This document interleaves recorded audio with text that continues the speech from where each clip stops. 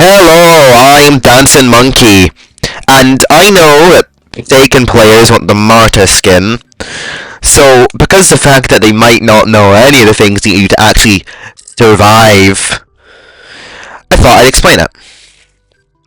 Just for like the case of this, I'm just gonna yeah. So let's say, for example, I don't know, you're fighting like Paint Master, right? Like you've gone stage 10, you've gotten past the first 9 stages, and you see Paint Master. Now, if you send out a pretty weak unit, you will have, this guy to start. What happens? Just watch. He'll die in 2 hits. Now, you don't want this, right? Because these guys do a lot of the damage you need. So, how do you keep these guys alive while being able to damage them? Give me a sec.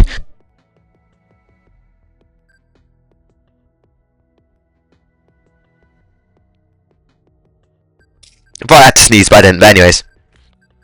So, the battler, the child battler and the sword battler, you may think, oh, these guys are pretty good for damage and stuff. Oh, these will be my main damaging units. No, they won't. So, I'll explain. So, basically, this person does not have an area attack. So, you have your guy, right? I bet if I just do it in this order.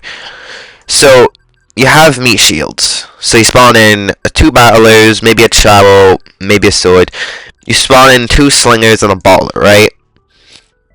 If you unpause them, right?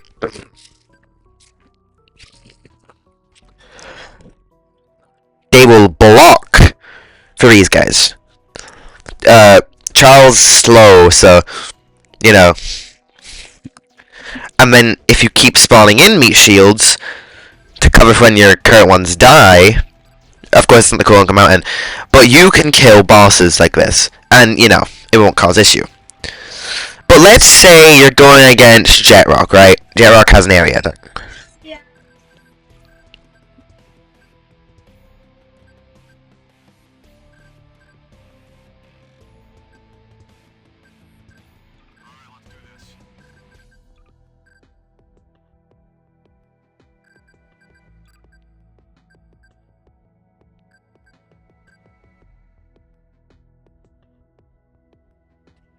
But yeah, if you take Jetrock, right, an area damaging boss, and you try to meat shield, it won't work the best, honestly. I mean, yes, it'll still meat shield, obviously, but it's going to be harder to. But unless you spawn them in intervals, so they don't all die in 1 hit.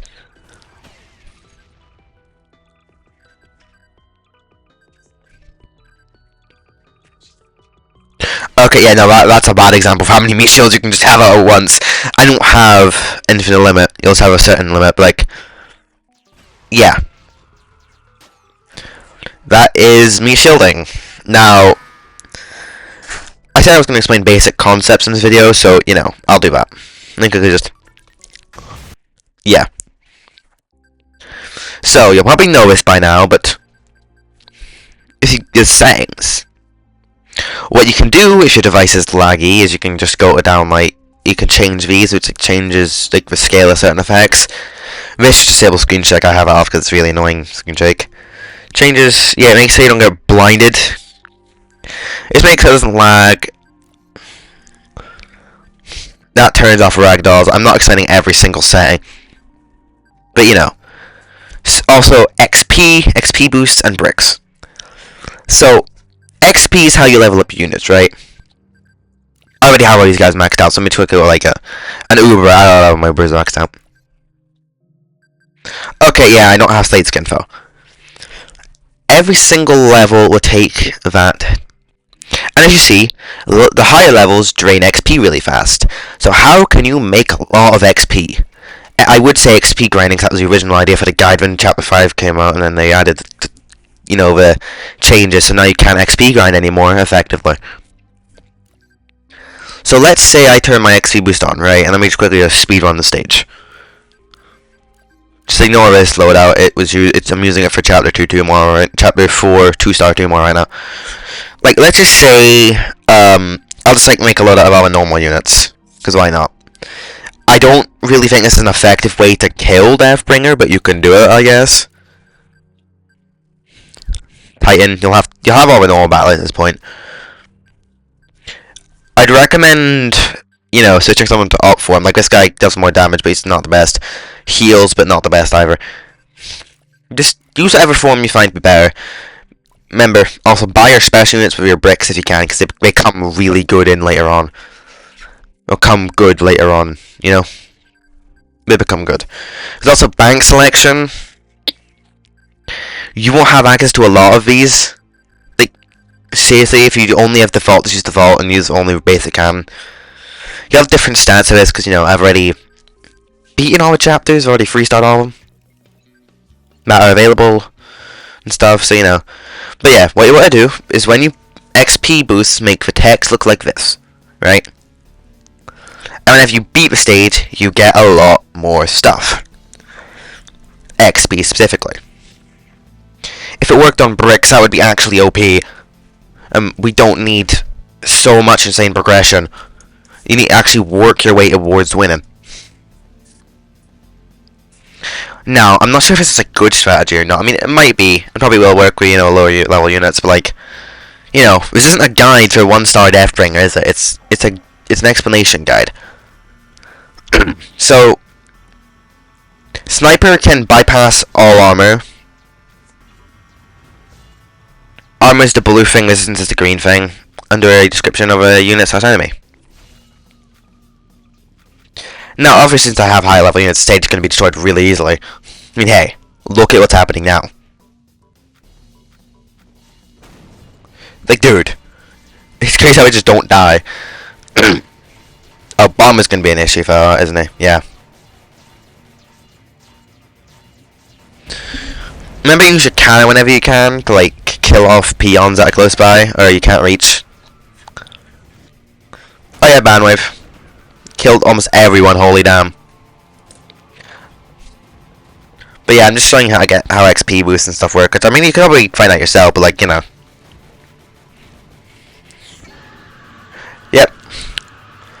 Once he's dead, you just rush down the stage, yada yada yada.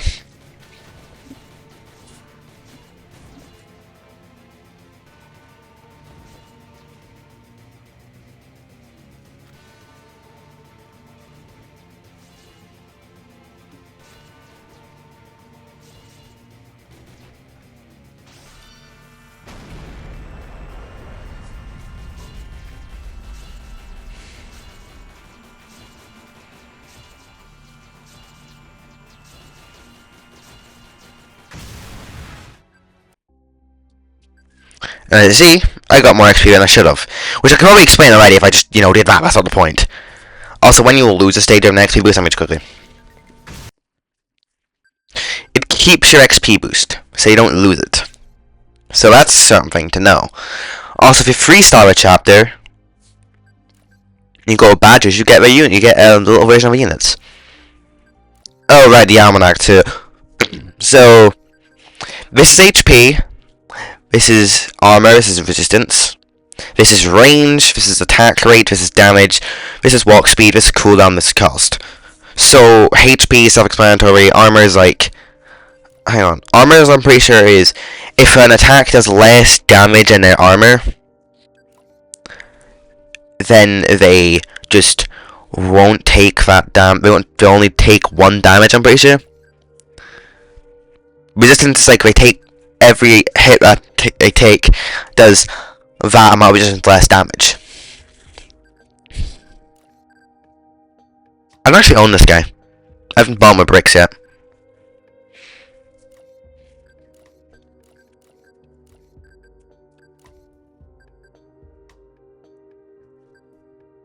Wow. But yeah, that's just my next. Oh right, a damage. I don't think I need to explain that. Attack rate is like every X amount of seconds it'll attack. Let's take what's the fast attack rate I had? Alright, Chainsaw Battler. Every 0.1 seconds he will attack. doing 8 damage at base level.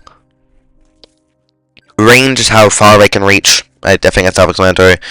So I go like, where's Mike Spammer? Or like, you know, yeah, Mike Spammer actually. There's 40 range, which means he can attack 40-ish studs in front of him. Well, not studs, not measuring studs in here, but you know. Then there's walk speed. Let's take a fast walk speed unit such as Bomb Battler's Offworm. Moves really fast. Has a cooldowns like every X amount of seconds. You can place it out again, which is self-explanatory. Let's say Titan. So every 35 seconds, you can put him down into the field.